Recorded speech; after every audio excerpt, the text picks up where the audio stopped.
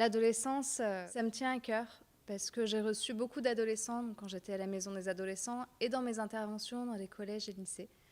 Et ce que je vois en face de moi, en fait, c'est en même temps une énergie de vie et en même temps une souffrance. Et je trouve qu'il n'y a pas assez de lieux, de solutions.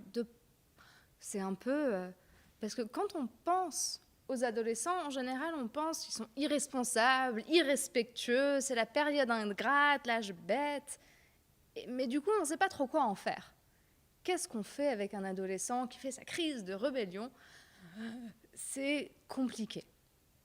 Donc mon travail, vraiment, c'est d'apporter des réponses et des réponses concrètes. Donc je pense que dans cette conférence, vous allez avoir beaucoup de choses. Ah, ça y est, j'ai compris, on peut mettre en place et on peut accompagner plutôt que de se retrouver dans des dynamiques de pouvoir ou aller à l'opposition. Et si on pense tout ça des adolescents, c'est difficile de pouvoir les regarder avec bienveillance et empathie et tout ça. Donc, dans ma conférence, je vais m'efforcer de vous montrer que ce n'est pas exactement ça qui se passe pour les adolescents. J'imagine que vous avez tous et toutes entendu cette phrase « Les enfants d'aujourd'hui n'ont plus aucun respect ». Mais où s'est perdu le respect, les traditions... Qu'est-ce qui se passe aujourd'hui? On entend aussi beaucoup parler en France des enfants rois. Et moi, j'ai un petit problème avec ce discours-là. Parce que, en fait, il y a un auteur que j'aime beaucoup, c'est Elphi Cohn, qui a écrit un livre qui s'appelle « Le mythe de l'enfant gâté ». Et qui fait justement cette étude de voir, mais quand est-ce qu'on a commencé à dire que les enfants ont perdu tout leur respect? Et Elphi Cohn a observé que nos parents disaient déjà, enfin, les parents de nos parents disaient déjà, ah, les enfants d'aujourd'hui, il n'y a plus aucun respect. Et leurs parents disaient déjà, ah là là, la génération d'aujourd'hui, plus aucun respect. Et leurs parents à eux. Et dans les années 1800, on peut retrouver déjà des textes qui disent « La génération d'aujourd'hui n'a plus aucun respect pour les adultes, les enfants ne respectent pas leurs parents, les traditions se perdent ». Dans les années 1600 aussi, on peut retrouver des textes verbatim qui disent exactement ça. Et dans les années 1500 et 1400 et 1300, et en fait, on peut retracer ces phrases exactes à avant Jésus-Christ. Du coup, on peut peut-être se dire que ce n'est pas les adolescents qui ont changé et que ce n'est pas que le respect se perd, mais c'est plutôt qu'on n'a jamais vraiment appris à aimer les enfants. Je pense que c'est important de commencer par ça, parce que quand on pense qu'ils sont juste, ils sont irrespectueux, ils sont tout ça, on essaye de calmer, de les faire arrêter, de claquer les portes, mais en fait, on a besoin de comprendre ce qui se passe pour eux, pour mieux les aimer, pour mieux les accompagner, les soutenir. Parce qu'en fait, ils en ont vraiment besoin. Parce que si oui, à l'adolescence, les portes claquent, et qu'en tant qu'adulte, c'est un peu, il y a la bombe, ça va exploser, on ne sait pas trop quoi faire, ça ne veut pas dire qu'ils veulent rester derrière leur porte claquée. Ce qui m'a le plus touchée quand je travaillais à la maison des adolescents et que je recevais des adolescents, c'est qu'ils me disaient « mais j'ai l'impression que mon père ou ma mère ne m'aime plus ». Et ça, c'est dramatique. Parce qu'en même temps, il y a ce changement, et on va en parler de ce qui se passe, et en même temps, ça crée un espèce de... Parce que comme les parents ne savent plus quoi faire, les portes claquent, du coup, on se dit, bon, on les laisse un peu de côté, on les laisse tranquilles. Oui, mais sauf que derrière ma porte, j'aimerais bien en fait que papa ou maman viennent, mais je ne sais plus comment le dire, parce que j'essaye de devenir adulte. Et c'est compliqué. Et au final, tout le monde en souffre, parce que les parents ne comprennent pas pourquoi leurs adolescents claquent la porte et « Ah, je t'aime plus, maman, laisse-moi tranquille ». Et en fait, voilà. Ce qui est aussi compliqué, c'est qu'en tant qu'adulte, quand on est face à tout ça, on risque de se sentir frustré, de ressentir de la peur face à ces explosions de colère, on se sent énervé. Du coup, on veut poser des limites, faire des interdits, on rentre dans des dynamiques de pouvoir, on essaye de les contrôler autant que possible pour essayer de canaliser tout ça. Bien sûr, ça ne marche pas très très bien, et du coup, on se dispute. Ou alors, on se sent impuissant et démuni. Alors, que faire? D'abord, on a besoin de comprendre ce qui se passe pour les adolescents, comprendre ce qui se passe dans leur cerveau, parce que ce n'est pas juste les adolescents d'aujourd'hui, c'est tous les adolescents passe par cette période, et tous les enfants, on passe par des périodes développementales qui font qu'on a des comportements différents. Puis comprendre, ça permet aussi de mesurer que c'est pas en fait que mon enfant me déteste. Il se passe quelque chose dans son cerveau, il n'arrive plus à gérer. Un des exemples que je préfère, vous savez les ados qui sont affalés sur les chaises comme ça, c'est, si vous les voyez en cours, si jamais vous êtes prof ou même à la maison, les ados sont toujours affalés. Et quand on est face à un ado affalé, quand on est prof ou quand on est parent et qu'il essaye de faire ses devoirs, et on se dit il s'en fiche, quel manque de respect, on le prend personnellement d'une certaine manière. On voudrait qu'il se tienne droit. Sauf que à l'adolescence, donc à la puberté, c'est d'abord les pieds qui grandissent en premier. Puis après, c'est le nez. Et puis après, c'est les bras et les jambes, et puis le torse. Et en fait, on grandit un peu de manière disproportionnée. Et puis, on va parler du cerveau juste après, mais le cerveau se remanie complètement. Et le cervelet, qui est la partie du cerveau qui est responsable pour l'équilibre, il est aussi en remaniement. Donc non seulement on se retrouve avec un corps un peu bizarre, mais en plus, le cerveau est pas tout... Et du coup, notre centre de gravité a changé. Et du coup, 127 degrés, c'est la position... Vous savez, quand on est chez le dentiste, le siège du dentiste est à 127 degrés. Les cosmonautes en apesanteur dans l'espace sont à 127 degrés.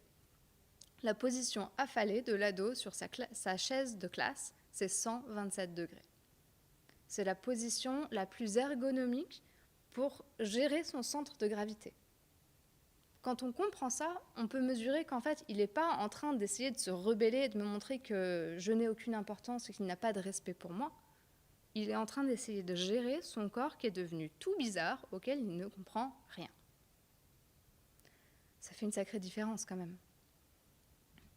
D'autre part, à l'adolescence, à peu près, ça commence vers 11 ans, entre 11 et 13 ans, ça varie bien sûr pour tout le monde, il y a des changements massifs qui s'opèrent dans son cerveau. Vous savez, dans Marseille, quand il y a des travaux, j'imagine que vous savez, parce qu'il y a souvent des travaux dans Marseille, comment ça se passe ? On circule moins bien. Ça prend du temps, ça énerve tout le monde, on met 1 heure de plus pour aller là où on voulait aller. Sauf qu'une fois que la route est finie, ça va plus vite, c'est quand même plus efficace, et on est bien content que ces travaux aient été réalisés. C'est important. C'est la même chose qui se passe dans le cerveau de l'adolescent. La zone préfrontale, c'est celle qui permet de prendre les décisions. C'est celle qui permet de planifier. C'est celle qui nous permet d'inhiber nos impulsions. Et c'est celle qui nous permet de comprendre ce qui se passe dans les relations sociales. Cette zone-là, comme la myélinisation, la myéline, c'est une couche de graisse autour des neurones qui permet que l'information passe plus rapidement et plus efficacement. Et ce processus de myélinisation se fait de l'arrière vers l'avant. Donc toute la zone qui est capable de réfléchir, de prendre des décisions, de planifier, elle n'est pas finie jusqu'à 25 ans. Et c'est pour ça que les parents sont souvent surpris qu'à 9 ans, quand le garçon ou la fille d'ailleurs revient du sport, il sort ses affaires trempées du sac de sport, il les met à la machine ou il dit à maman d'en faire quelque chose. À 13 ans, c'est fini. Les affaires, elles restent dans le sac de sport, elles pourrissent pendant 1 semaine et la semaine prochaine, oh tiens, c'est juste que c'est pas qu'il s'en fiche, c'est que son cerveau n'a plus la capacité qu'il avait quand il avait 9 ans de réfléchir, de se rendre compte que s'il ne sort pas les affaires du sac de sport, elles vont pourrir en fait et elles vont sentir très mauvais la semaine prochaine. C'est comme quand on peut rouler tant qu'il y a les machines qui arrivent pour faire les travaux et après on ne peut plus bien rouler pendant un petit moment. Donc, mais si seulement c'était que ça qui se passait dans le cerveau des ados. Non seulement la zone préfrontale est en travaux, mais l'amygdale, qui est la zone du cerveau responsable de l'émotion. Donc tout notre monde émotionnel, c'est l'amygdale. Et à l'adolescence, pour faire simple, l'amygdale est hyper sensible. Elle devient... on est à fleur de peau. Et c'est normal. Et en plus, comme la partie de devant qui nous permet de comprendre n'est pas tout à fait finie, on a les émotions qui arrivent. Laisse-moi tranquille! Avant que le cerveau frontal ait pu dire « Oula, attention, c'est ça qui se passe, c'est ça qui se passe ». Et souvent, les ados eux-mêmes ne se comprennent pas. En fait, les ados eux-mêmes se sentent dépassés parce qu'ils ont des réactions émotionnelles qu'ils n'ont pas encore eu le temps de comprendre. Enfin, ça n'a pas collé en fait. Du coup, plutôt que de leur dire arrête de crier, me parle pas comme ça, fais pas ci, fais pas ça, on a besoin de les aider à muscler leur cerveau préfrontal pour qu'eux-mêmes aient la capacité de gérer ce qui se passe à l'intérieur d'eux. Surtout que les émotions et le stress, on va en parler dans une seconde, il y en a un peu partout et tout le temps et de plus en plus. Je vous ai mis une photo derrière avec des maths parce que moi ça me terrifiait, les maths c'était vraiment compliqué à l'école. Mais aujourd'hui voilà, on a les réseaux sociaux, puis peut-être il y a les frères et les sœurs et tout ça. Le stress dans le cerveau, ça crée 3 réactions. Tout d'abord, quand il y a une alerte, les hormones de stress se déclenchent, le cortisol arrive, la réaction est lancée. Le stress en soi, c'est utile, c'est une réaction adaptative. C'est avant qu'il y avait un tigre qui arrivait, il fallait bien qu'on fasse quelque chose. Donc notre corps amène plus d'oxygène, plus de sang partout dans le corps pour se mobiliser à l'action. Il y a 3 réactions possibles. La première réaction, c'est l'attaque. Et souvent, on ne comprend pas vraiment qu'une attaque, que l'agressivité, c'est en fait une réaction de stress. La deuxième, c'est la fuite. Ou juste, je m'en vais, je m'isole, je fuis la chose qui me fait stresser, qui me fait du mal, que je ne sais pas gérer. C'est vraiment là où c'est insidieux et c'est délicat en fait de se rendre compte qu'un ado qui est agressif, un ado qui insulte, un ado qui est dans la confrontation, c'est un ado qui est sous stress. Et d'ailleurs, même un ado ou un adulte, quelque personne que vous rencontrez qui est agressive, c'est une personne qui ne va pas bien à l'intérieur. Il y a quelque chose qui se passe qui est... La provocation, c'est une demande d'attention. Et très souvent, quand je vais dans les collèges et lycées, les professeurs ou les responsables aiment bien me prévenir. Attention, lui, il essaie toujours d'être au centre de l'attention. Ah non, mais lui ou elle fait ça, c'est juste pour avoir de l'attention. Il faudrait peut-être lui en donner d'ailleurs. C'est-à-dire quand on a tendance à dire que des comportements que nous trouvons désagréables sont des demandes d'attention. Il fait juste ça pour avoir de l'attention. En fait, oui, c'est un vrai appel à l'aide. C'est une vraie demande. C'est pas juste pour nous embêter. Il se passe quelque chose et on a besoin de comprendre quoi. La troisième réaction de stress, c'est quand on se sent impuissant. Quand on a l'impression de rien pouvoir faire pour changer la situation. Alors, on rentre dans un espèce de figement. Et c'est l'autre chose, tout à l'heure dans les mots, il y avait les ados, ils sont mous, ils sont désintéressés de tout, ils ne s'engagent pas, ils sont... Bah oui, parce que quand on ne peut pas, quand on se sent impuissant, on va parler un petit peu tout à l'heure de comment leur redonner cette « Ah, on peut faire des choses », eh bien on se fige, on se tétanise. Puis en plus, c'est génial, on a les tablettes, les machins, maintenant, du coup, paf. Ça, c'est une réaction de stress. C'est un figement. C'est juste, j'arrête de ressentir les choses qui se passent à l'intérieur de moi parce que je ne sais pas trop quoi en faire et parce que c'est difficile. Donc si les ados n'ont pas changé, qu'ils n'ont pas plus perdu de respect que les ados d'avant Jésus-Christ, le monde, lui, par contre, a changé. Surtout les sources de stress. On a des nouvelles sources de stress, notamment les écrans et les réseaux sociaux. Donc, comme on en a parlé un petit peu dans la présentation, c'est de plus en plus, un peu partout, tous les ados, les enfants, de plus en plus jeunes, sont exposés à ça. Et sur les réseaux sociaux, il se passe beaucoup de choses. En 2008, en France, la moyenne d'âge d'obtention du premier téléphone, c'était 11 ans et demi. 11 ans et demi, on est encore tout petit. Et on a déjà un appareil qui, non seulement est addictif, on va en parler, mais dont les contenus peuvent aussi être problématiques. Donc les statistiques, on vous en avait eu tout à l'heure, je vous en redonne, parce qu'on aime bien les statistiques, ça nous permet de mesurer un peu ce qui se passe. En 2016, à 11 ans, les adolescents passaient près de 5 heures par jour devant les écrans, et plus de 8 heures par jour, quand on a 15 ans. Et quand je vous dis ça comme ça paraît complètement fou, ça paraît démentiel, ça paraît surréaliste. Et je pense que même vous-même, vous ne mesurez pas la quantité de temps que vous passez sur les écrans. Parce que moi-même, je ne mesure pas la quantité de temps que je passe sur les écrans. Si quelqu'un me demande, à ton avis, combien de temps est-ce que tu passes sur ton téléphone ? Je dirais, je sais pas, 30 minutes max tous les jours, peut-être 45 minutes ou 1 heure quand je travaille. Oui, sauf que quand je vais dans mon téléphone et que je regarde la gestion du temps, parce qu'il y a une application, par exemple, hier, mon téléphone me disait que j'ai passé 3 heures sur mon téléphone. Je n'ai aucune idée d'où ces 3 heures sont passées. Franchement, je ne peux pas conscientiser que j'ai passé 3 heures.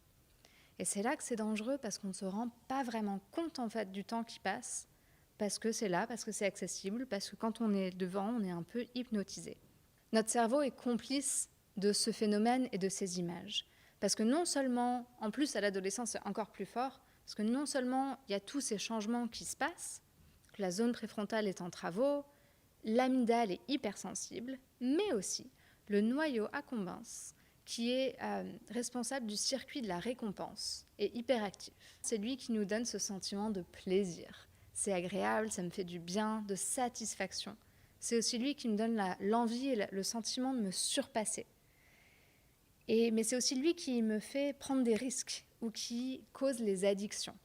Donc tout ce qui est jeux vidéo, alcool, drogue ou toute autre addiction en fait. L'addiction, c'est je sais que ça va me faire du bien, il faut que je continue, il faut que je continue, il faut que je continue. Il m'en faut plus pour me sentir bien. Comme ce noyau est hypersensible et que la partie frontale qui régule n'est pas tout à fait établie, on est encore plus susceptible aux addictions. Et les téléphones portables, les écrans en fait, sont particulièrement addictifs. Ils stimulent des circuits dopaminergiques, donc de dopamine, qui est un neurotransmetteur qui nous fait nous sentir bien énergisés. Les écrans, ça nous donne énormément de ce neurotransmetteur. On se sent bien, on se sent apaisé, un peu calme. Comme le noyau accumbens est particulièrement actif, les adolescents, et on parle du coup de ce côté rébellion, tout ça, mais en fait non, les adolescents ont vraiment ce besoin de se motiver, de se surpasser.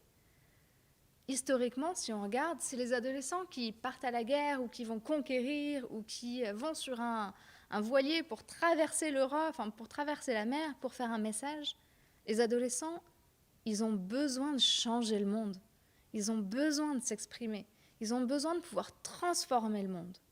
Seulement, en tant qu'adulte, si notre ado nous dit « Papa, maman, je veux créer une association pour sauver les éléphants en Afrique », en général, la réponse c'est « Ok, passe ton bac, pose pas trop de questions, concentre-toi sur les choses importantes, mais c'est n'importe quoi. » Et puis, quel parent se sentirait en sécurité de laisser son ado, comme là on a Greta Thunberg, qui a traversé l'océan toute seule pour aller militer pour le climat. Quel parent se sent en sécurité de laisser son adolescent faire ça?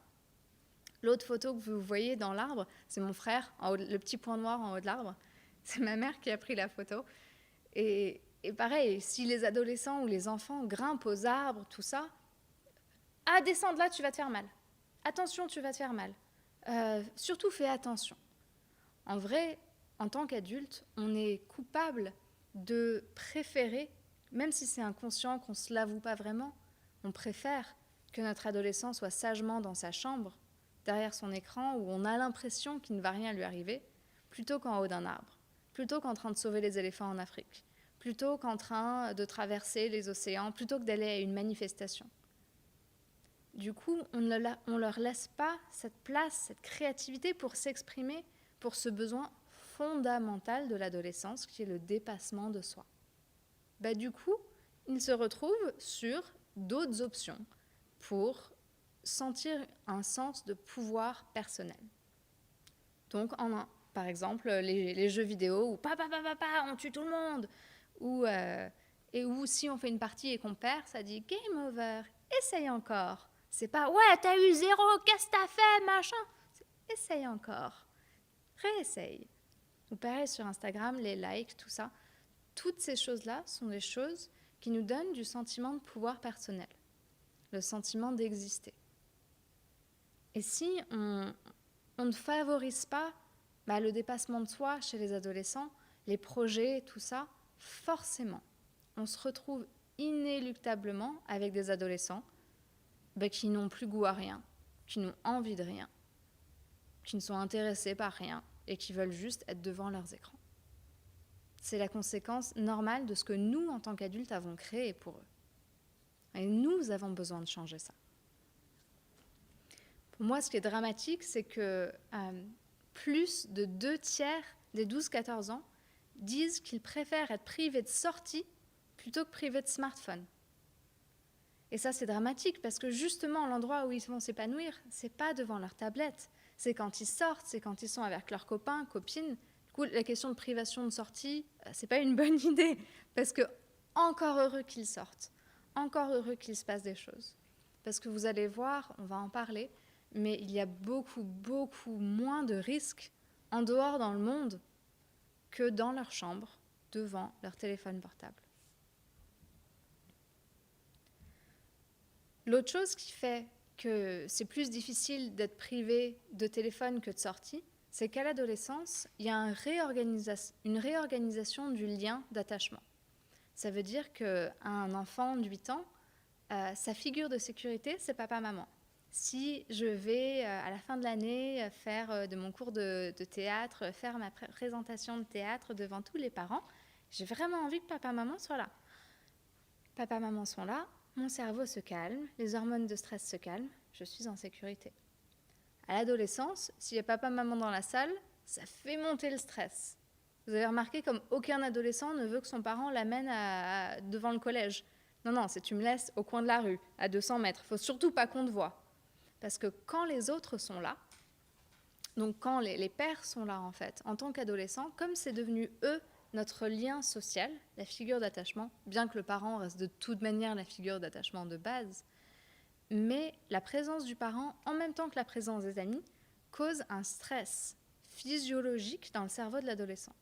C'est aussi pour ça que beaucoup de parents me disent « mais quand on est tous les deux tout seuls, t'es un ange, on se fait des câlins, et puis dès qu'il y a ta copine, tu me parles mal. Mais c'est quoi ça ?» C'est physiologique, c'est ça qui se passe.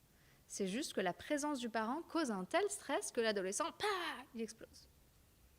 Alors, ça ne veut pas dire qu'on accepte ça, mais on les accompagne pour gérer ce stress. Et comme le système d'attachement se réorganise, c'est aussi très important pour eux d'être en lien tout le temps. Et les téléphones portables, on a l'impression que c'est un outil qui permet de favoriser ce lien. Même si je suis à la maison, je peux parler à ma copine Magali, je peux parler à mon pote Pierre. Donc du coup, ils ont tout le temps besoin d'être reliés. Parce que tout le monde dit « mais tu comprends pas maman, si moi j'ai plus de téléphone, je n'existe plus ». On en est vraiment à ce niveau-là, je n'existe plus. Parce que je ne fais pas partie. À l'adolescence, faire partie, c'est fondamental. C'est un besoin humain et les hormones de stress, ce qui se passe à l'intérieur quand on se sent rejeté, exclu, mais même 1 minute, sont extrêmement fortes. On a fait des études avec une personne qui arrive dans un labo et chaque personne, il y a 3 personnes qui sont chacune dans des pièces différentes et qui jouent à un jeu sur ordinateur où juste ils s'envoient, ils se passent la balle. Ce que les personnes ne savent pas, c'est qu'ils sont les seuls et que les 2 autres, ce sont des ordinateurs en fait, et qui sont programmés. Au début, chacun se passe la balle et puis au bout d'un moment, les 2 autres ordinateurs qui sont programmés ne passent plus la balle aux participants de l'expérience. Ils se passent la balle qu'entre eux. Ça ne prend que quelques secondes pour que dans le cerveau de l'adulte qui participe à cette expérience, le niveau de stress monte en flèche et que cela se présente comme de la douleur physique dans son cerveau. L'exclusion, ça cause une douleur physique dans le cerveau. C'est pas juste psychologique, c'est pas juste que j'en fais trop, ça cause une réelle douleur. Et surtout à l'adolescence où on est en train de se créer une fondation de nos liens sociaux. C'est aussi pour ça, et on en parlera un tout petit peu quand je vais parler du harcèlement tout à l'heure, mais de comprendre que être harcelé, être exclu, c'est pas possible. On ferait tout pour ne pas être exclu quand on est adolescent. Tout. Parce que la douleur d'être exclu est plus forte que la douleur de faire ce que les autres me demandent, même si je ne suis pas d'accord. Je parle beaucoup de sexualité quand je parle de l'adolescence, c'est parce qu'on parle des prises de risques, et puis parce que c'est mon travail d'aller dans les collèges et lycées, faire les interventions vie affective et sexuelle. Et ça arrive parfois qu'un proviseur m'appelle en me disant « on a un problème de fellation en groupe dans les toilettes en 4e. Venez faire quelque chose, s'il vous plaît. » Et dans notre cerveau d'adulte, on se dit, mais comment est-ce que c'est possible qu'on en soit arrivé là? On a besoin de comprendre cette dynamique sociale, de cette importance du lien d'attachement et de l'impossibilité d'être exclu. Si le choix, c'est que tout le monde se moque de moi, me traite de prude, me dit que je suis nulle, m'insulte, m'exclut, ou faire la fellation qu'on me demande, je ne me pose pas la question, je fais ce qu'il faut faire parce que sinon je suis toute seule et j'existe plus. Et ça, c'est pas possible. C'est pour ça que je pense que mon travail et tout le travail des personnes qui travaillent sur la dynamique de groupe, on a besoin d'interventions dans les collèges et lycées, on a besoin de favoriser les dynamiques sociales épanouissantes. Il faut se rendre compte réellement que l'école, ce n'est pas un lieu social. L'école, ce n'est pas fait pour socialiser. L'école, c'est fait pour apprendre. C'est très clair. C'est fait pour apprendre et il s'avère que, oui, ils sont ensemble. Mais rien n'est fait pour que ça se passe bien. En soi, on met 20 à 30, si ce n'est pas plus, gamins qui ne se connaissent pas, qui ne s'aiment pas forcément, qui n'ont pas choisi d'être ensemble, dans la même classe. Et on ne se pose pas la question de comment est-ce qu'ils vont faire pour bien s'entendre. Juste, on croise les doigts et si jamais il y a des problèmes, c'est parce que c'est des ados. Non. On a besoin d'accompagner, surtout si c'est nous qui décidons avec qui ils sont dans les classes et tout ça, on a besoin d'accompagner pour créer des dynamiques sociales positives. Sinon, on se retrouve dans la réaction de stress de tout à l'heure et tout ce qu'on obtient, c'est attaque, fuite, figement. Je ne vous l'ai pas dit tout à l'heure, mais c'est possible d'apprendre d'autres réactions face au stress. C'est possible d'apprendre à gérer son stress, à être présent avec soi-même, à écouter ses émotions et à ne pas réagir en attaquant, en fuyant ou en s'immobilisant. Mais ça, c'est notre travail en tant qu'adulte, en tant que parent, en tant qu'éducateur, d'accompagner les enfants à savoir gérer ça. Et encore si c'était tout. Je sais, j'arrête pas d'en rajouter. Mais à l'adolescence, c'est aussi la puberté. Et du coup, les filles ont leurs règles, les hanches s'élargissent, les seins grandissent, le pénis grandit, on a d'un coup des boutons, le corps change. Et avec ce corps qui change, il y a aussi des sensations nouvelles dans le corps. Des sensations de désir, d'excitation qu'on ne comprend pas tout à fait, qu'on ne maîtrise pas. Et comme la sexualité, c'est un petit peu tabou, qu'en tant qu'adulte, on a tendance à laisser ça à plus tard. De toute manière, tous les parents d'adolescents que je reçois et que je rencontre dans les collèges et lycées, leurs enfants ne sont pas encore, même s'ils sont en terminale, leurs enfants ne sont pas encore à ça, ils ne se sont pas posé ces questions, ce sont des petits anges, personne ne regarde de pornographie, enfin bref. Bon, s'il y a quand même des parents qui sont lucides. En tant que parent, de se dire que son adolescent a une sexualité, c'est compliqué, ça met mal à l'aise. Aussi probablement parce que nous, en tant qu'adolescents, on n'a pas forcément eu un accompagnement, ça ne s'est pas forcément bien passé, nos parents ne nous en ont pas parlé. Du coup, comment on fait? Seulement, si on n'en parle pas, les adolescents restent seuls avec leurs questions. Ça m'arrive encore aujourd'hui de me retrouver face à des jeunes filles qui ne savent pas ce que c'est que les règles. Donc elles ne sont pas encore réglées et elles n'ont juste jamais entendu parler. Et ça m'arrive encore de me retrouver face à des jeunes filles qui ont eu leurs règles pour la première fois, qui ne savaient pas ce qui était en train de se passer et qui ont paniqué. Imaginez juste une seconde. Vous avez 9, 10, 11, parce qu'aujourd'hui la moyenne pour les premières règles c'est entre 10 et 12 ans, mais ça peut être 9, ça peut être 13. Vous avez 11 ans et d'un coup il y a du sang qui sort de votre vagin. C'est terrifiant si on ne sait pas ce qui se passe. Donc ça, c'est un exemple très fort, mais tout ce qui se passe autour de la puberté, des boutons, des éjaculations nocturnes, il se passe plein de choses, les adolescents ne comprennent pas. On a vraiment besoin de leur fournir des ressources et des informations, justes et scientifiquement correctes. Et à tout ça, pour revenir à nos écrans, à 12 ans, un enfant sur 3 a déjà vu un film pornographique. Et un enfant sur 10 y a été exposé avant 11 ans. Et il faut savoir que ce n'est pas forcément eux qui vont chercher ces images. Très souvent, ça arrive sur leur téléphone, leur tablette, ou alors c'est les copains ou les grands qui le montrent. Personnellement, la première fois que moi j'ai été exposée à des images, c'était en cours de maths. Les garçons de devant moi, sous la table, regardaient sur leur téléphone du porno. Et du coup, je voyais. Et ça m'a choquée. Et en plus, j'étais en cours de maths, ça n'était absolument pas approprié. Ça a été ma première exposition à la pornographie. C'est pas moi qui suis allée la chercher. Et c'est ça qui se passe pour beaucoup, beaucoup d'adolescents. D'ailleurs, 50% des adolescents, à peu près, disent qu'eux-mêmes trouvent qu'ils étaient trop jeunes quand ils ont vu de la pornographie pour la première fois. Donc c'est pas qu'ils sont devenus pervers, que machin, c'est qu'il y a tout ce contenu qui leur arrive. Ils savent pas qu'en faire. Et en plus, ça impacte leur représentation parce que les images qu'ils voient, ce sont pas des images très douces. La pornographie d'aujourd'hui est de plus en plus truquée, manipulée et de plus en plus hard.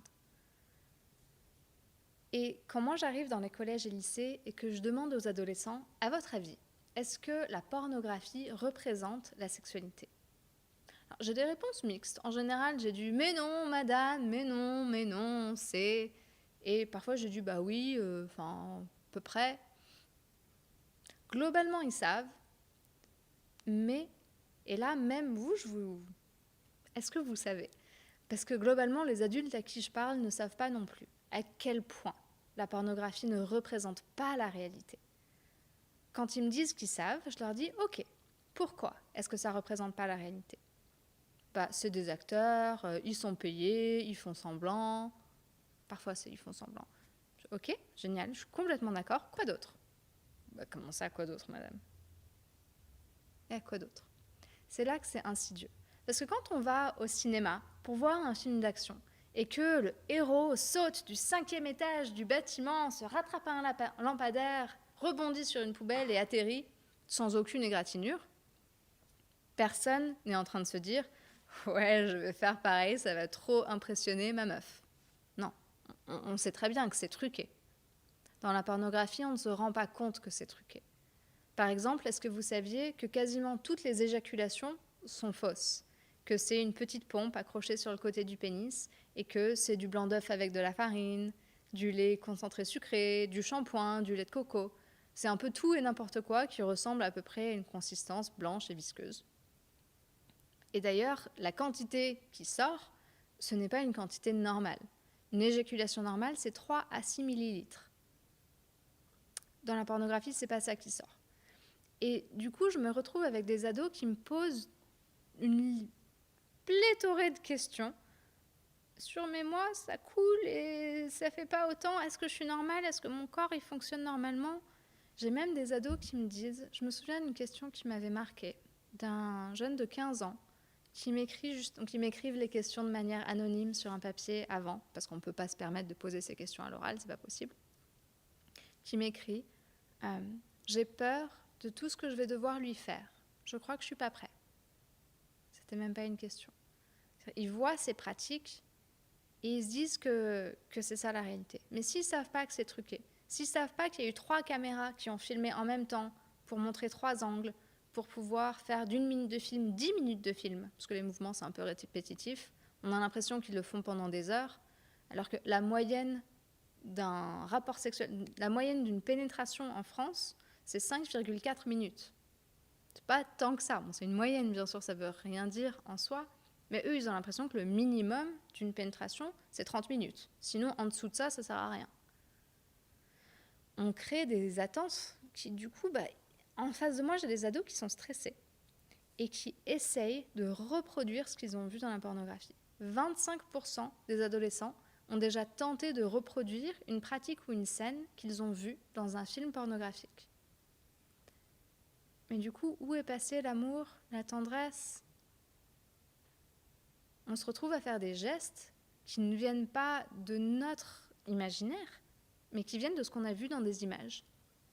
Et je ne vous parle pas des questions de consentement, tout ça, parce que du coup, les garçons pensent qu'il faut être très agressif et dominateur, et ça crée des représentations qui ne sont pas très douces. Un dernier petit exemple des trucages pour vraiment mesurer en tant qu'adulte. Parce qu'en tant qu'adulte, on a besoin de comprendre aussi à quel point c'est pas la réalité. Vous savez, quand on va chez le dentiste et que le dentiste nous injecte de la lidocaïne, le produit pour anesthésier pour qu'on ne sente plus rien, c'est un produit qui est de plus en plus utilisé sur les tournages de films pornographiques pour permettre des pratiques qui autrement ne seraient pas humainement supportables. Par exemple, dans les rapports anals, quasiment toutes les femmes sont anesthésiées. Mais ça, on ne le sait pas. Et du coup, je me retrouve avec des adolescents qui me posent la question, est-ce que c'est obligé de tout faire la première fois, entre parenthèses, vagin plus anus? Alors, il n'y a absolument pas besoin de lidocaïne pour un rapport anal et épanoui, c'est possible, mais c'est pas le b.a.-ba de la sexualité.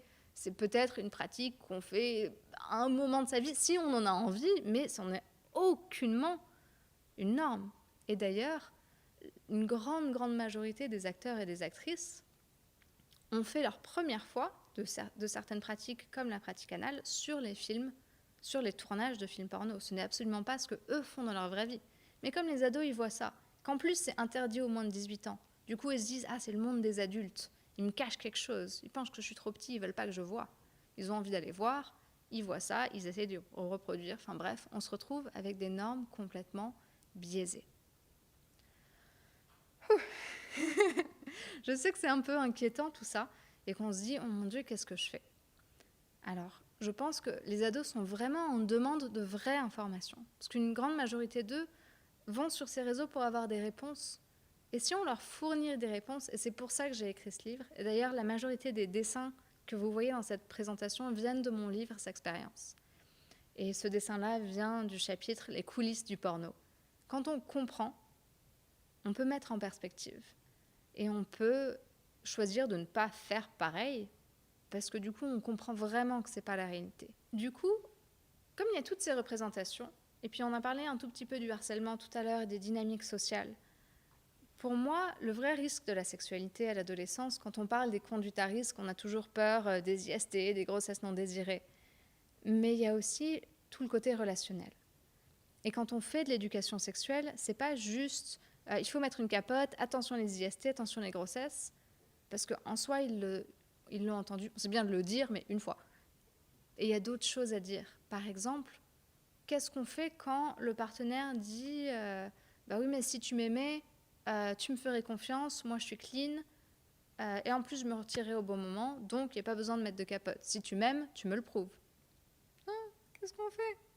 On a besoin d'armer les adolescents et les adolescentes avec des ressources pour pouvoir gérer les situations difficiles. Pas juste leur donner des interdits, parce que je t'interdis de faire l'amour sans capote, ou même je t'interdis de sortir, je t'interdis de boire de l'alcool. Bah oui, mais on fait quoi sur le moment où Pauline, elle me propose un verre de vodka et si je le bois pas, je vais être exclue. Juste l'interdit de maman, bah ça suffit pas. Qu'est-ce que je fais? On va en parler un peu tout à l'heure de comment les aider à muscler pour trouver des solutions. Mais pour moi, c'est vraiment ça. On a besoin de soutenir leur épanouissement plutôt que d'essayer de combattre les violences, de combattre les expositions aux images, combattre les comportements à risque. Non, on soutient. Parce qu'un ado qui a les ressources, qui se sent bien à l'intérieur de lui ou d'elle, qui est ancré, qui n'a pas une estime de soi et que ses parents lui ont jamais dit « je t'aime et je suis fière de toi », donc qui a constamment besoin de se prouver, ben, il va aussi avoir constamment besoin de se prouver avec ses copains et copines. Du coup, il va avoir plus de risques de faire des comportements à risque. Donc c'est vraiment, on construit la solidité de notre ado. C'est le meilleur moyen de le protéger ou la protéger.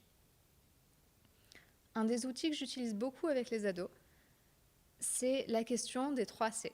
Donc on a tous un cerveau, un cœur et un corps.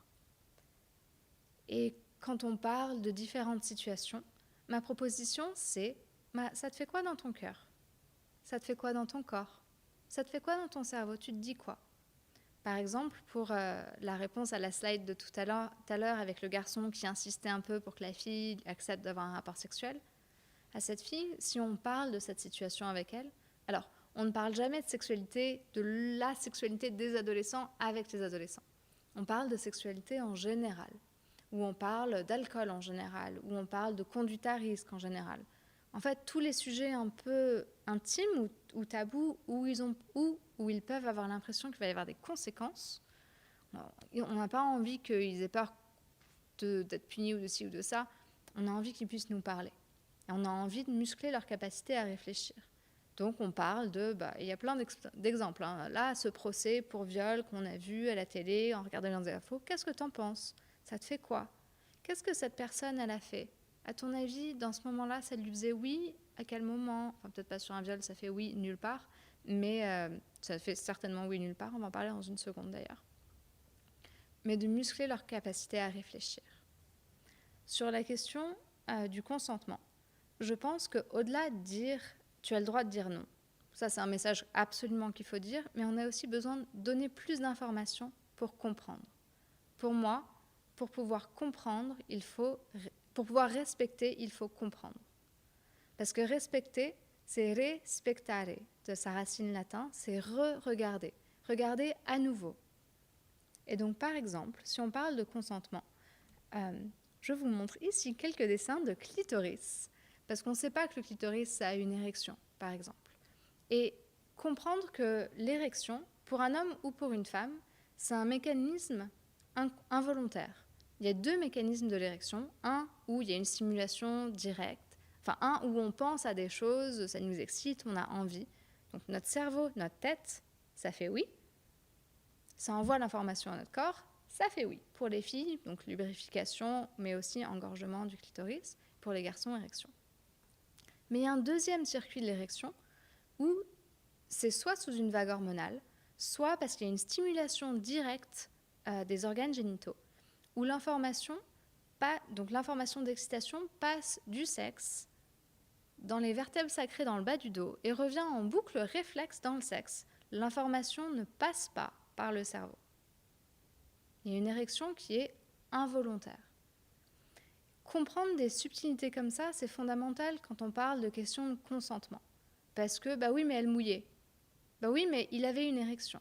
On a aussi aujourd'hui du mal à comprendre qu'un homme peut ne pas vouloir un rapport sexuel alors qu'il a une érection. Et peut-être que, un garçon ou une fille, ils n'ont pas encore eu de rapport sexuel, lui a une érection, elle se dit, bah, ça veut dire que machin. Non, c'est physiologique. Donner des informations comme ça permet aux adolescents de mieux maîtriser leur corps, de comprendre ce qui s'y passe pour pouvoir le respecter, leur corps et celui de l'autre. C'est pour ça qu'une éducation sexuelle complète, pour vraiment maîtriser ce qui se passe à l'intérieur, c'est fondamental. Et au final, donc on a un cœur, un corps et un cerveau. C'est le cerveau qui décide. Donc même s'il y a une érection, même si notre cœur nous dit oui, ou notre corps nous dit oui, si la tête dit « Ah non, c'est pas le bon endroit. Ah non, il n'y a pas de préservatif. Ah non, je suis pas en sécurité. » Ou alors sur une situation de harcèlement. « Ah non, moi ça me va pas de dire ça. » C'est la tête qui décide. C'est ça le message clé que moi je passe aux adolescents. Même si on a 3 parties, le feu vert, c'est la tête. Maintenant, on va parler un peu plus des dynamiques sociales et du harcèlement, parce que c'est un fléau qui touche les adolescents. Et 51,9% des adolescents ont dit qu'ils ont déjà été insultés à l'école. 38% ont reçu des surnoms méchants. Je pense que c'est pas possible en fait d'aller à l'école sans jamais recevoir une forme de violence d'une manière ou d'une autre. On a besoin de comprendre que c'est vraiment un phénomène social et que c'est normal parce qu'on a mis tous les élèves ensemble sans les aider à tout ça et puis chacun vient avec ses propres stress. Dans le harcèlement, il y a un agresseur, il y a une victime, il y a un témoin. Et très souvent, on a tendance à se concentrer sur la relation victime-agresseur, comme si c'était que 2 personnes. Mais en fait, c'est tout un environnement social. Le témoin, pour moi, c'est l'acteur le plus important. Le harcèlement scolaire, c'est un phénomène social qui n'existe que en présence du témoin. C'est en fait assez rare de trouver des dynamiques de harcèlement scolaire seulement entre 2 élèves dont personne dans la classe n'est au courant. C'est très rare. En général, tout le monde est au courant dans la classe. Seulement, le témoin, avec son système de stress, il est pétrifié, ou alors il fuit, ou alors il est aussi obligé d'attaquer pour ne pas se retrouver lui-même la victime. L'agresseur, il attaque. Ah oui, mais tout à l'heure, on a dit que l'attaque, c'était une réaction de stress.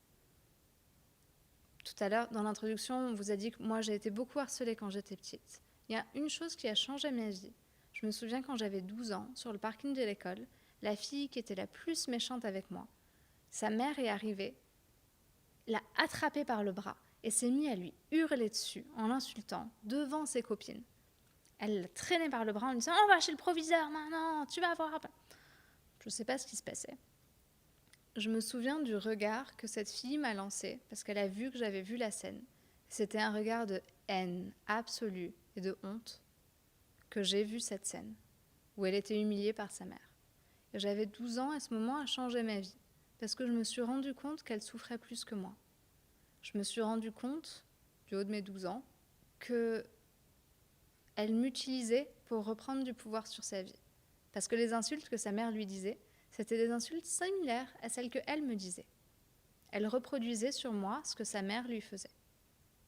Ça ne veut pas dire que c'est le cas pour tous les harceleurs, mais c'est le cas pour tous les harceleurs qu'il y a une souffrance à l'intérieur, qui font qu'ils ont besoin de reprendre du pouvoir pour se sentir exister. Parce qu'au final, quand on est harceleur, qu'on est en haut, on n'est pas l'élève le plus heureux. L'élève le plus populaire, qui n'est pas forcément harceleur, mais n'est pas forcément le plus heureux. Parce que quand on doit constamment rabaisser les autres, quand on doit constamment gérer, on est constamment en tension pour s'assurer que les autres nous aiment. Et en fait, les autres nous craignent un petit peu. On ne se sent pas proche, on ne se sent pas épanoui. Il y a un livre qui m'a beaucoup touchée, c'est le journal d'une médiatrice scolaire, où cette médiatrice parle d'expériences qu'elle a eues dans les classes avec des tout-petits, et notamment d'un garçon qui tapait tout le monde et que les profs ne supportaient plus, qui était privé de sport parce qu'il tapait tout le monde. Et en échange individuel avec elle, il lui a dit « Moi j'en ai marre de taper les autres et personne ne m'aime, mais je ne sais pas comment faire autrement. » En travaillant avec lui, elle lui a appris d'autres stratégies que juste taper les autres pour se faire des amis.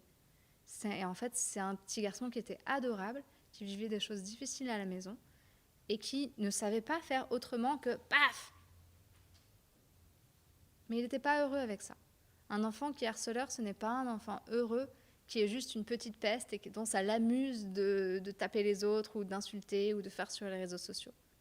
C'est un enfant qui essaye de gérer pour faire au mieux. Ça ne veut pas dire qu'on accepte le comportement aucunement, mais on a besoin de les accompagner pour non pas juste punir et arrêter le comportement, mais pour créer une dynamique sociale qui a du sens pour tout le monde. Donc heureusement, il y a des solutions. Alors, je n'ai pas le temps de vous parler de comment résoudre le harcèlement scolaire. Venez me voir pour me faire intervenir dans vos écoles ou faites intervenir quelqu'un. Il y a plein de choses à faire. La méthode PICAS, par exemple, qui responsabilise l'agresseur et le met en position d'aider l'agressé.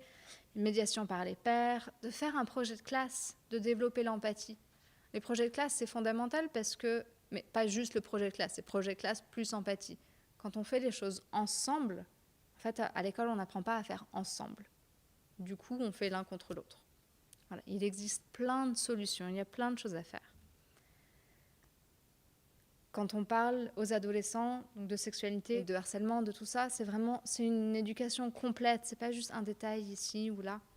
Et c'est ce que j'ai fait dans mon livre Sexpérience. Donc ça répond vraiment à toutes les questions des ados, et qui vient de sortir en poche d'ailleurs sous un titre différent, Amour, sexe, les réponses aux questions des ados. C'est le même livre, mais en poche.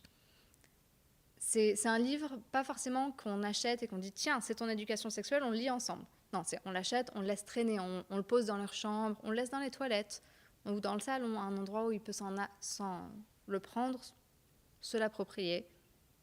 Ils savent qu'on est disponible. Avant de finir, je voudrais parler juste un petit peu de cette idée de la crise d'adolescence. Parce qu'on a cette idée que c'est inéluctable et que de toute manière, les ados... Mais avec tout ce qu'on vient de voir, on se rend compte que, en fait, il n'y a pas forcément besoin de cette rébellion. Les ados ne sont pas en colère juste parce qu'ils sont ados. Et que quand il y a une crise d'adolescence, ce n'est pas parce que tout le monde en a que c'est normal. Et qu'on peut juste s'autoriser en tant qu'adulte à juste le balayer du revers de la main en disant « Ah, c'est la crise d'ado, c'est pas grave ». Mais non, qu'est-ce qui se passe pour cet ado? On lui fournit un accompagnement.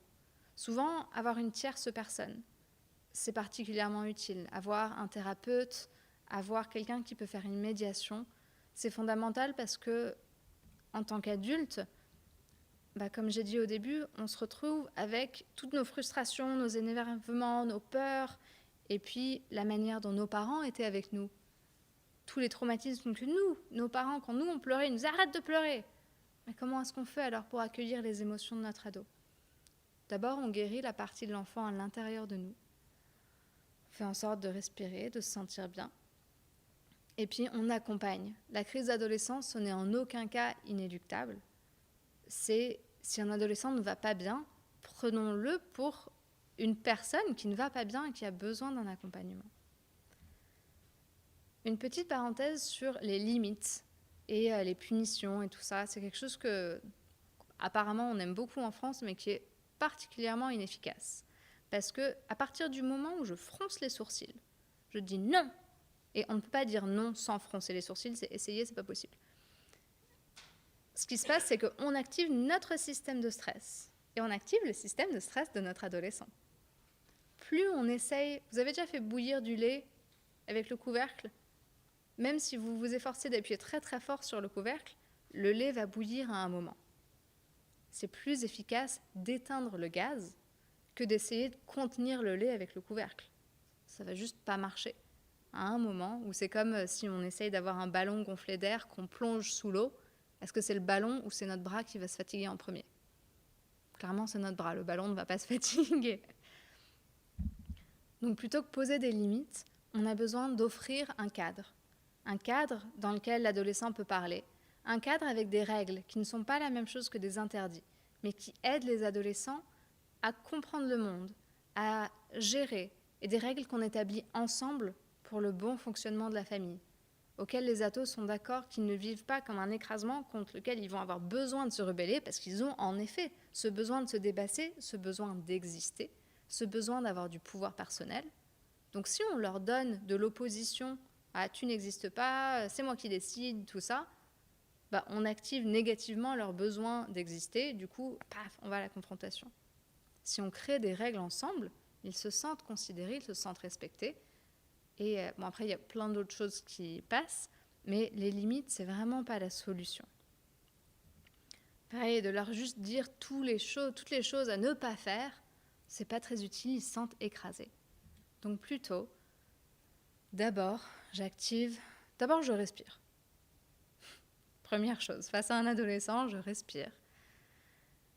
J'écoute mon adolescent intérieur, de qu'est-ce qui se passait en moi quand je vivais ça. On a de l'empathie pour son ado. On comprend tout ce qui se passe. Et puis on cherche à comprendre d'où est-ce que ça vient tout ça. Et on soutient. Pour muscler le cerveau, j'utilise toujours la technique des 10 options. Donc par exemple, Pauline te propose un verre de vodka. Quelles sont 10 options, 10 réactions que tu pourrais avoir? Et dans les 10, il faut qu'il y ait je le bois cul sec et j'en demande un autre. Parce que c'est une option, c'est probablement ce qu'elle va faire si elle n'a pas d'autres options. Dans l'autre option, elle peut dire non. Elle peut partir de la soirée. Elle peut m'appeler même s'il est 4h du matin, je viendrai la chercher. Elle peut proposer un jeu avec ses copines qui soit encore plus cool pour faire autre chose. Elle peut, et ensemble, on trouve des options. Des options que bien sûr elle n'utilisera pas et des options qu'elle peut peut-être utiliser. Les 10 options, c'est fondamental. C'est utile pour les ados, pour les adultes, pour les enfants. Un enfant qui a peur qu'on ne vienne pas le chercher à l'école à la sortie, plutôt que de lui dire « mais si je te promets, je vais venir », on le laisse sans ressources. On dit « et si je ne viens pas, quelles sont 10 choses que tu pourrais faire ?» Du coup, on construit son pouvoir personnel. Ah bah oui, si jamais tu n'es pas là à l'heure, je vais voir le proviseur, je peux t'appeler avec le téléphone portable de la CPE, je peux faire ci, je peux t'attendre, je peux dessiner sur mon cahier en attendant. Il y a plein de choses qu'on peut faire. Donc on muscle leur capacité à trouver par eux-mêmes, c'est pas nous qui donnons les options, mais à trouver par eux-mêmes des solutions. Et on leur donne des informations. Donc mon livre et ce documentaire sur lequel je voudrais attirer votre attention, qui vient de sortir, qui s'appelle « Derrière nos écrans de fumée », qui nous permet de comprendre l'enjeu des réseaux sociaux. C'est vraiment un documentaire coup de poing qui est fondamental de voir si on est une personne qui habite sur cette planète et qui a un téléphone ou un ordinateur portable. C'est juste la base. Ils nous expliquent, ce sont des experts qui ont créé Google, Facebook, tout ça, qui n'y travaillent plus, et qui expliquent les processus d'addiction, que eux-mêmes ils sont addicts, alors que c'est eux qui ont créé le truc, et qui expliquent que sur les réseaux sociaux, comme nous on a l'impression que c'est gratuit, et on se dit peut-être oui, alors ce qu'ils vendent, c'est nos informations. Donc, globalement, on a cette idée qu'ils vendent nos informations, mais en fait, c'est pire que ça. Le produit que vendent les réseaux sociaux, c'est leur capacité à influencer nos comportements. Nous sommes le produit. Mais surtout leur capacité à nous influencer et à modifier nos comportements. Et du coup, les clients, c'est pas nous. Les clients, ce sont les gens qui font des publicités sur les réseaux sociaux. Ce sont les grosses compagnies qui leur payent des pubs. C'est ça les clients. Du coup, tout est fait pour attirer au plus possible de notre attention sur notre écran. Si jamais on est avec nos copains en train de parler, de discuter, de rigoler, faire du sport, et que ça fait trop longtemps qu'on n'a pas regardé notre téléphone, on va recevoir des notifications. Ces notifications nous forcent à venir sur les écrans, on ouvre, on regarde un petit peu, paf, une pub, puis on regarde un petit peu. Et au fur et à mesure des pubs qui nous exposent, ça modifie notre comportement. Je vous invite vraiment à voir ce documentaire et à le regarder avec vos ados. C'est aussi un outil fondamental on regarde ensemble, on fait des choses ensemble pour mieux comprendre. Plutôt que juste leur dire « fais pas ci, fais pas ça ». Je me souviens quand j'étais ado et que je me suis mis à fumer de la cigarette pour être cool, ma mère m'a fait regarder des documentaires sur l'impact du tabac. Je suis la seule quasiment de mes amis aujourd'hui qui ne fume pas. Alors, c'est un mélange de plein de choses. Comme il n'y avait pas d'opposition, pas de rébellion, j'ai fait mon petit chemin. Aujourd'hui, je ne fume plus. Je vous en ai parlé tout à l'heure. Sur chaque téléphone, sur les Apple, mais je pense aussi sur les Android, ou du moins ça peut s'installer, il y a des applications pour gérer son temps d'écran. Parce que comme je l'ai dit tout à l'heure, les adolescents sont raisonnables en fait. Si on leur demande combien de temps est-ce que tu veux passer sur les écrans, ils vont dire un chiffre raisonnable, globalement. Mais après, une fois qu'ils sont dessus, c'est hyper addictif. Même moi, hier soir, je jouais au solitaire sur mon téléphone. C'est un truc pas addictif, le solitaire. Et ben, j'avais du mal à en décrocher. Imaginez si on fait un jeu de guerre ou un jeu de ci ou un jeu de ça, hyper stimulant. Donc on leur demande combien de temps ils veulent passer sur les écrans. Et puis après, on peut quand même utiliser ces outils pour mesurer réellement combien de temps. Et puis là, vous voyez, il y a temps d'arrêt. Donc temps d'écran, vous pouvez définir en fait sur quelles applications, combien de temps. Et comme ça, c'est les ados qui choisissent. Ce n'est pas un contrôle parental. Par contre, quand le temps d'écran est fini, ça leur fait une notification et ça bloque l'application. Et du coup, eux-mêmes peuvent mesurer leur propre consommation. Pareil, dans accessibilité, un petit outil, c'est de mettre le téléphone en noir et blanc parce que c'est vraiment beaucoup moins addictif. C'est dans accessibilité, c'est en fait pour les personnes daltoniennes et juste lumière, noir et blanc, enfin, vous pourrez trouver. Et de désactiver les notifications. Tout ça déjà, ça permet de lâcher un peu la pression ça permet de calmer le système d'addiction dans le cerveau. Et on a aussi besoin de mesurer que les adolescents, ils modélisent sur nous. Est-ce que nous, au dîner, on a nos téléphones? Est-ce que nous, le matin, quand on boit notre café, on est sur notre ordinateur, sur notre iPad, sur notre téléphone? Quand ils nous voient rentrer comment est-ce que nous, notre rapport aux écrans? On ne peut pas s'attendre à ce qu'eux ne soient pas dessus si nous, on est dessus aussi. Donc d'abord, on fait tout ça pour nous-mêmes et puis après, on voit ce qui se passe avec les ados. Merci d'avoir écouté jusqu'à la fin et merci d'avoir partagé ce moment avec moi.